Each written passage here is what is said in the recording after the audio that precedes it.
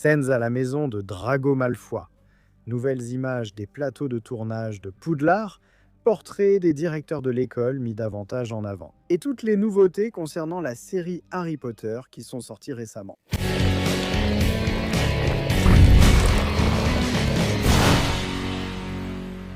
Salut les sorciers, ça va?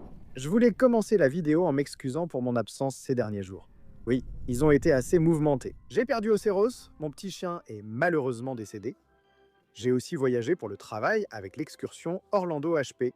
Tout s'est passé très vite, tout était très intense, tout en même temps. J'avais laissé des vidéos enregistrées, prêtes à être publiées, tu vois. Sauf que l'ordinateur que j'ai emporté, le portable que j'ai pris, a tout simplement refusé de s'allumer quoi que je fasse. J'ai même emprunté un ordinateur là-bas pour essayer de mettre les vidéos en ligne. Mais la connexion Internet n'a pas beaucoup aidé non plus. Je n'ai pas réussi à télécharger, je n'ai pas pu mettre les vidéos en ligne. Et c'est pour ça que vous êtes restés sans vidéo. Mais toutes ces vidéos qui étaient déjà prêtes vont sortir dans les prochains jours. Cette vidéo, je suis déjà en train de l'enregistrer après mon retour de voyage. Parce qu'en plus, certaines des nouvelles sont sorties pendant que j'étais en voyage. Et c'est pour ça que je n'en ai pas parlé en temps réel. Je vais aussi m'excuser d'avance pour mon apparent manque d'enthousiasme. Ce n'est pas seulement apparent, je traverse une période difficile. Je suis en deuil, je suis triste, enfin. Mais je suis là, en train de faire ce que j'aime et de faire mon travail, qui est de produire du contenu sur Internet. Donc si j'ai l'air un peu déprimé, c'est pour ça. Eh bien, la semaine dernière, il y a eu ces nouveautés, n'est-ce pas? Au cours des 2 dernières semaines, il y a eu ces nouveautés concernant Harry Potter. Et quelques déclarations très intéressantes de la part du casting.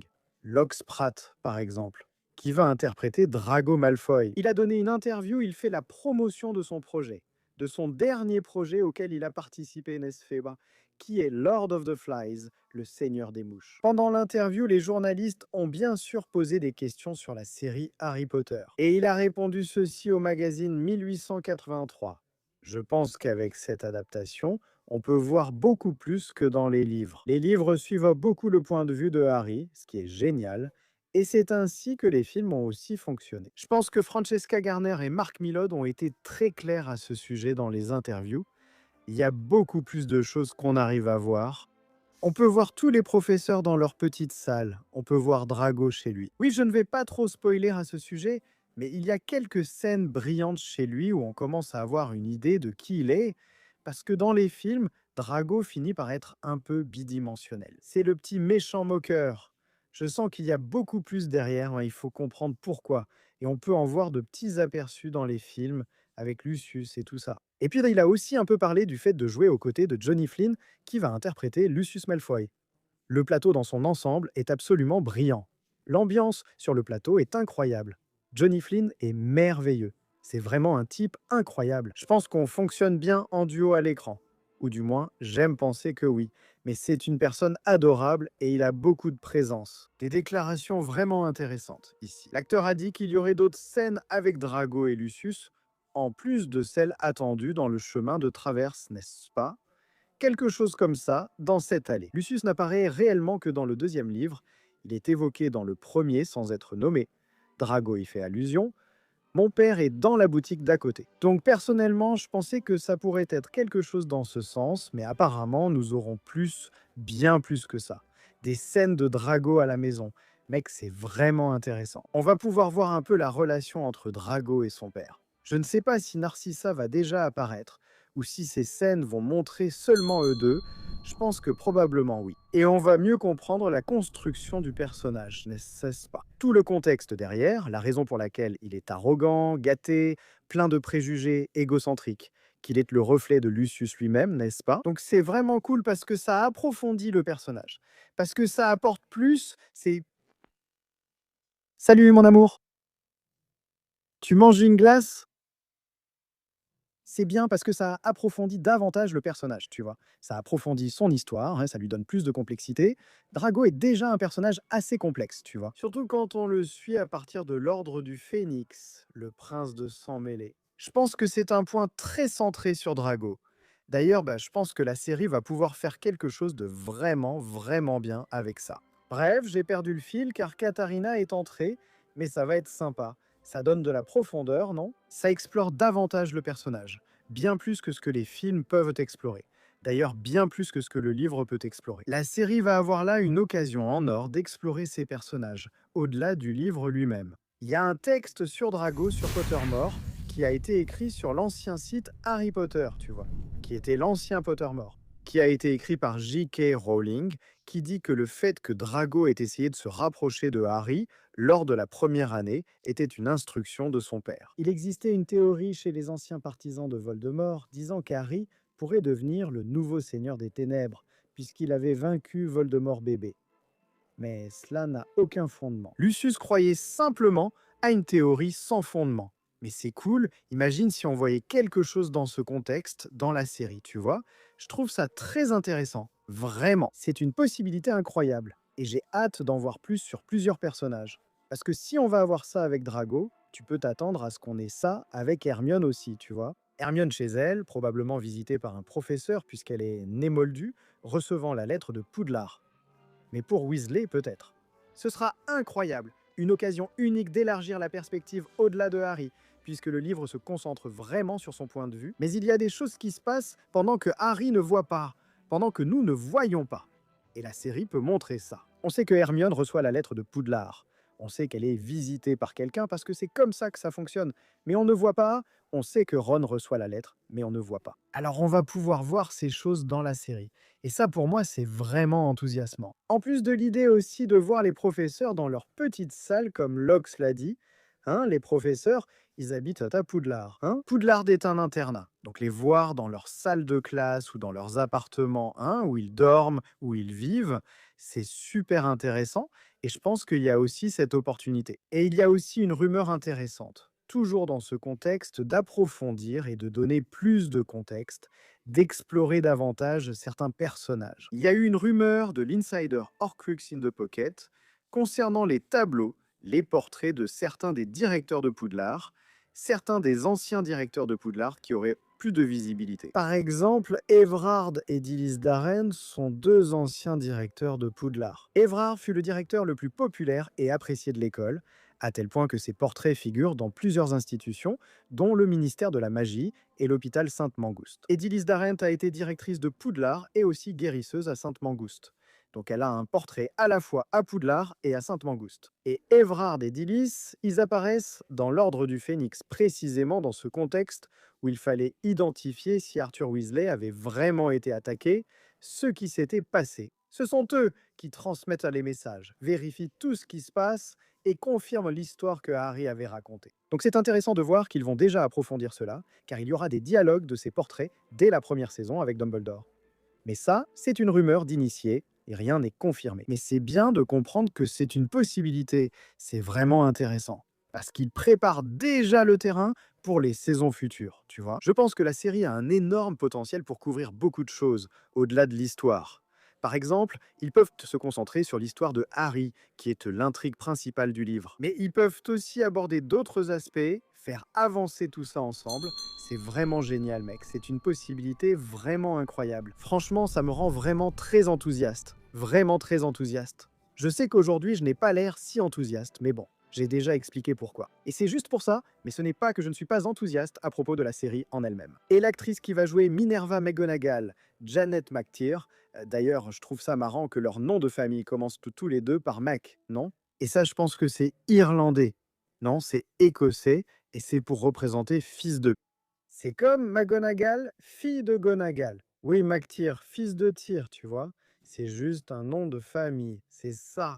Enfin, je trouve ça sympa que leur nom commence tout comme ça. Tu vois, aussi bien celui de Minerva que celui de Janet. Mais Janet a aussi parlé dans l'émission Pete McMurray Show de sa participation à la série. Elle a dit ceci: tout est tellement extraordinaire que je n'arrive même pas à décrire. Les décors sont incroyables, les costumes sont incroyables, la photographie est incroyable, les enfants sont incroyables. Toutes les sorcières et tous les sorciers adultes sont divins. Je me pince vraiment tous les jours. Je pourrais facilement être comme Janet McTeer dans mes déclarations parce que je trouve tout incroyable. Je suis aussi très émerveillé. Et si elle dit que c'est incroyable, que c'est génial, je vais la croire, j'y crois vraiment. Parce que tout ce qui est sorti de la série jusqu'à présent a été très grandiose. Les décors, tout ce qu'on a vu jusqu'à présent est vraiment génial. Imagine voir tout ça en personne. Imagine elle qui joue un personnage là-bas, tu vois. Franchement, c'est vraiment incroyable. Et en parlant de décors, de nouvelles images sont sorties. Enfin, pas si nouvelles que ça. Il y avait déjà eu des images de ces décors, mais à un stade initial. Mais maintenant, de nouvelles images sont sorties montrant un stade plus avancé de la construction du décor, qui concerne les terrains, certains terrains de Poudlard, et aussi une maison là-bas, que je pense vraiment être la maison de Nicolas et de sa femme, Pernelle Flamel. Ces photos ont été publiées par le Daily Mail, et elles montrent certains terrains à l'extérieur de Poudlard qui sont vraiment intéressants. Sur l'une des images, on voit un petit pont passant au-dessus d'un ruisseau. Un petit cours d'eau comme ça, avec un petit chemin en pierre, enfin bref. Et tout près de ce chemin, il y a un arbre que l'on voit clairement qui n'est pas terminé. Il est à moitié construit. Et il semble que ce soit, je crois que c'est, le saule-cogneur. Il est là, juste à côté de ce petit pont. C'est un tout petit pont en pierre, tu vois. Et c'est là, sur le terrain, il y a un petit banc en bois juste à côté, en dessous. Et ce chemin qui descend là, avec quelques autres arbres, enfin bref. C'est vraiment sympa. Et le saule-cogneur a l'air vraiment grand si c'est bien le saule-cogneur. Il y a eu d'autres images des serres maintenant, avec beaucoup de végétation à côté. Avant, il n'y en avait pas autant, n'est-ce pas? Beaucoup de végétation, et franchement, je suis vraiment impressionné par la ressemblance des serres avec celle de Hogwarts Legacy. Elles sont vraiment très similaires. C'est une serre géante, immense. Elle est vraiment, vraiment très grande. Et à côté, il y a même un arbre qui ressemble au saule-cogneur des films. Mais je ne pense pas que ce soit vraiment le saule-cogneur de l'histoire. Non. Au début, ouais, je faisais partie de ces gens sur Instagram qui disaient que ça ressemblait au saule-cogneur. Mais c'est vraiment très proche de la serre, non? Donc, je pense que ce n'est pas ça. Là-bas, elle a des structures métalliques vertes et des vitres sur toute la longueur. Très cool, très cool, très cool. En plus de ces images, il y a eu des images de ce genre de couloir avec des pierres, là, un escalier, qui est probablement une partie qui donne accès à l'extérieur de Poudlard. De l'intérieur vers l'extérieur, ou de l'extérieur vers l'intérieur. Ça dépend du point de vue où tu es. Et ça rappelle aussi beaucoup l'ambiance du décor de Hogwarts Legacy. Et ce décor, il mène là où se trouve le saule-cogneur. Le probable saule-cogneur. Tu le vois là, dans le coin inférieur gauche. Tu peux voir là l'arbre à moitié qui n'a pas encore été terminé, qui sort de cette structure d'escalier, de couloir et tout ça. Et ce petit chemin de pierre avec ce pont. Très sympa, ce chemin pourrait probablement aussi mener à la cabane de Hagrid. Je ne sais pas, on ne sait pas encore. Mais il y a quelque chose de vraiment, vraiment, vraiment cool qui est apparu sur ces nouvelles images. Il y a aussi cet escalier qui, je pense, est probablement un accès vers l'extérieur du château, qui part de l'intérieur du château de Poudlard vers les jardins. Et puis il y a un escalier qui rappelle aussi beaucoup celui qu'on voit avant la grande salle dans Hogwarts Legacy. Il y a un grand blason de Poudlard, vraiment énorme. Ça ressemble vraiment, Eric, surtout côte à côte. On voit aussi une petite fontaine et un petit pont. Les escaliers et dans les jardins, tu vois quelque chose de très sympa. Il y a les animaux des maisons sous forme de buissons, n'est-ce pas? Ce sont des buissons en forme des animaux des maisons. Nous avons un lion et un blaireau qui se font face. Un aigle représentant la maison Serre d'Aigle, et non un corbeau, comme dans les films. Un aigle, enfin ici un aigle représentant la maison Serre d'Aigle. Et un serpent là-bas représentant la maison Serpentard. N'est-ce pas Serpentard ici dans l'autre coin? Mec, c'est vraiment génial. Parce que ça rappelle beaucoup les jeux vidéo ou sur PC basés sur les films, tu sais. Les jeux à l'école des sorciers, chambre des secrets, prisonnier. Enfin, chaque jeu avait des quêtes secondaires. Je ne me souviens plus si c'était dans le prisonnier d'Azkaban, l'ordre du Phénix ou le prince de sang mêlé. Mais dans l'un d'eux, il y a une quête secondaire que tu fais là, et ça révèle ces animaux dans les buissons des maisons. C'est une référence vraiment cool, mec. Vraiment cool, vraiment cool. On voit qu'ils travaillent avec soin sur ces détails, qu'ils font attention à ces choses et qu'ils rendent hommage à certaines choses, tu vois. Ce n'est pas ça. Je vois beaucoup de gens. Aujourd'hui même, j'ai répondu à un commentaire sur Twitter d'une personne qui disait «Oh, je trouve que cette série manque de respect envers les acteurs qui sont déjà morts. Ou alors qu'ils veulent effacer les films. Ce n'est pas du tout ça. Tu vois bien qu'ils rendent hommage à certaines choses, tu sais, des choses qui sont dans les jeux, tu comprends? Donc, je ne pense vraiment pas que ce soit ça. Je ne pense pas, sincèrement, mec. Je ne pense pas que ce soit ça. Les films resteront toujours jamais effacés. Aucun manque de respect envers les acteurs qui faisaient juste leur travail. Ils ne possèdent pas les personnages. Vous pouvez m'excuser si vous êtes fan de l'un des acteurs. J'ai beaucoup d'affection pour tous les acteurs qui ont participé à Harry Potter. J'aurai toujours de l'admiration pour eux dans leur rôle dans les films. Mais les rôles ne leur appartenaient pas. Ils n'étaient pas propriétaires des rôles, tu comprends? Donc je pense qu'on peut honorer leur héritage et leur mémoire. Pas besoin d'être aussi radical. Enfin, il y a les animaux, tu sais, des maisons. Ça, franchement, ça m'a rendu très heureux. Vraiment. J'ai trouvé ça super, mec.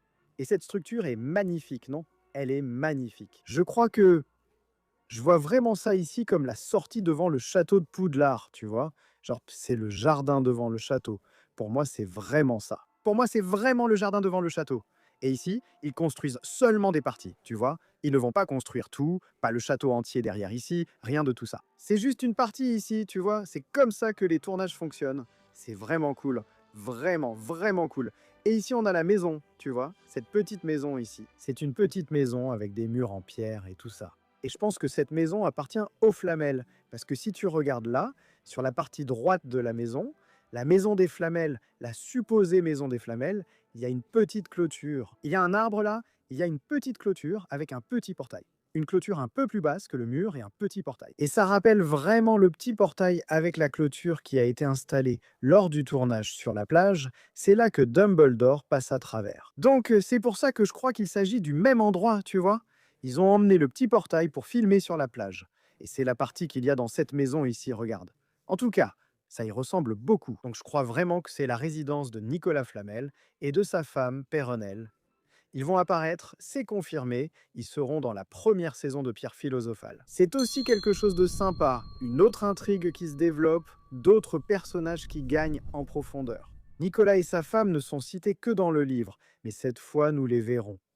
Nous savons que Dumbledore lui parle et qu'il est un grand ami des deux. Nous allons voir cela arriver, c'est vraiment génial. Je crois que parmi les images récentes, c'était celle-là, pas d'autre. Et je sais qu'avec ça, peut-être que tu te demandes, n'est-ce pas? Waouh! Et quand cette série sort-elle? J'en ai vraiment besoin, je suis impatient. Quand sera-t-elle diffusée? Eh bien, pour notre bonheur, ou la tristesse des impatients, Cassie Bloys, qui est le PDG de HBO, a confirmé que la série sera lancée au début de 2027. Avant, il n'y avait que des rumeurs, mais maintenant, il a confirmé que c'est officiel. Au début de 2027, sans donner de date précise. Et le début de 2027, ce sont les 3 premiers mois, n'est-ce pas? Après ça, ce n'est plus le début. Après le 3e mois, puis le 4e, le 5e, le 6e, on atteint la moitié de l'année. Les 4 premiers mois forment le premier tiers de l'année, on va dire. Donc la date de lancement est entre janvier et avril. Je dirais que ce serait vers la fin janvier ou peut-être au début mars. L'une de ces deux dates. Je peux me tromper complètement, et c'est juste mon avis personnel. Mais c'est au début de 2027. De plus, une autre information sur la série qui est sortie récemment, en réalité ce n'était pas une information officielle, c'est le profil Redentor qui a publié cela. Ce profil-là, le gars a déjà publié beaucoup d'informations correctes, vraiment beaucoup. Et il a dit que Benjamin Caron va réaliser quelques épisodes de la première saison. En plus de Mark Millar, bien sûr. C'est très courant dans les séries, parce qu'il y a vraiment plusieurs réalisateurs, c'est normal. Benjamin a travaillé sur Andor, il a aussi travaillé sur The Crown. Donc voilà, c'est un grand nom, tu vois, c'est un grand nom. On voit bien qu'il y a une certaine relation entre les professionnels là-bas, qui ont travaillé sur certaines productions en commun, tu vois. Adriano Goldman, qui est le directeur de la photographie de certains des épisodes, il a aussi travaillé sur Andor, il a aussi travaillé sur The Crown. Donc tu vois qu'on a affaire à des équipes très spécifiques. Et il y a de grands noms derrière cette série. C'est pour ça que je suis très confiant, tu vois. C'est une production vraiment compétente, tu sais, vraiment. Donc je suis très impatient de voir tout ce qu'ils vont faire. Et enfin, pour conclure, pour nous laisser sur notre fin, tu vois, le chef de la division streaming de Warner Bros. Discovery a déclaré ce qui suit, ce sera certainement le plus grand événement de streaming de l'histoire de HBO, et peut-être de toute l'histoire du streaming. Ce sera l'événement de la décennie. Il n'y a aucune autre série qui s'en approche. Mec, ce sera l'événement de la décennie. Il n'y a aucune autre série qui s'en approche. Le gaz a dit ça, il est vraiment sûr de lui. Parce que, tu vois, c'est Mano, c'est le patron du streaming, de la section streaming. Un gars comme ça, quand il promet un truc, c'est du sérieux. Quand tu ne tiens pas ta promesse, ça fait mauvais genre. Le gars a assumé, il a dit que ce serait la série de la décennie. Je suis sûr que ce sera grandiose. Bref, voilà les derniers détails sur la série Harry Potter. J'espère que ça t'a plu d'en savoir plus. Dis-moi en commentaire quelles sont tes attentes, ce que tu as pensé de chacune de ces nouveautés. Si tu as aimé, si tu n'as pas aimé, ce que tu as à dire à ce sujet. N'hésite pas, la section des commentaires est là pour ça. Du moment que tu restes respectueux envers moi et envers toutes les autres personnes. Merci beaucoup pour ton attention, merci beaucoup de suivre le Chaudron Fêlé. On se retrouve dans un prochain épisode.